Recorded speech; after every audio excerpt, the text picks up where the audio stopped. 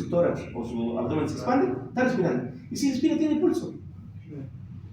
¿Por qué? Imagínate que la persona no tiene signos vitales. Imagínate que sea un compañero, pero es incapaz. Llegas a checar el pulso, creyendo tú que lo sabes checar. Y vas a decir, no, sí se le siente. Sí, poquito, pero se le siente. Sí, porque estás en un estado de estrés, porque a lo mejor es tu compañero, ¿no? Imagínate que llegue la ambulancia y los paramédicos digan, no, pues ya no tiene signos vitales. ¿Cómo no? Si yo se lo chequé y sí tenía pulso, ¿verdad? Sí tenía pulso. No, amigo. Imagínate que le subas un muerto a una ambulancia. Son problemas legales para ellos. Entonces, por eso es muy importante que aprendamos a identificar bien. O sea, que a veces los nervios te traicionan por lo mismo que sí. tu compañero. Tu estrés te puede llevar a sentir cosas que no son. Entonces, y esto está en las normas mexicanas, amigos, ¿sí? Que se han ido actualizando. Entonces, para brigada, solamente si respira. Si respira, tiene pulso. Con eso, ¿vale?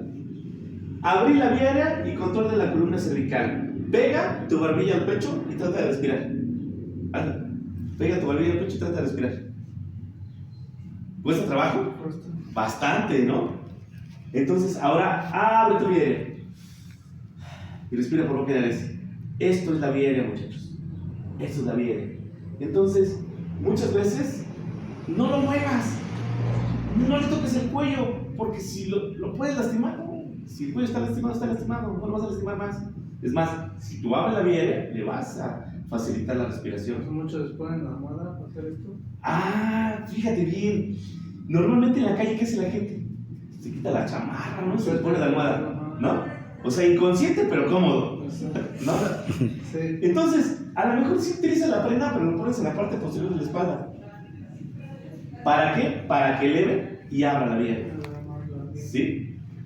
Entonces, eso es más que suficiente. Y cuando tú abres la vía aérea, puedes evaluar la respiración y ventilación, que esté ventilando bien. Evaluación de la circulación y control de la hemorragia.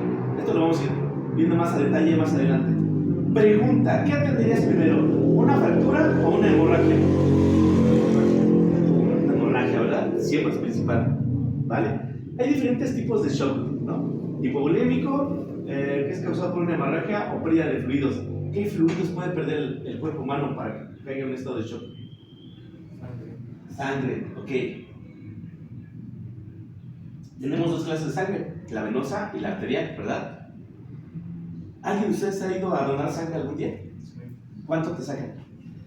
Un poquito menos, como 430, 450 mililitros, ¿no? ¿Y cómo te sientes? Perdón. ¿Sales un guajolocomo?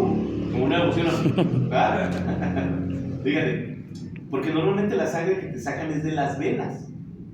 De las venas.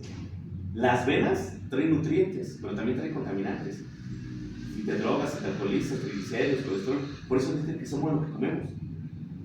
Porque es la sangre que está en las venas y las venas las podemos ver a través de las capas de piel. ¿Cuántas capas de piel tenemos, muchachos?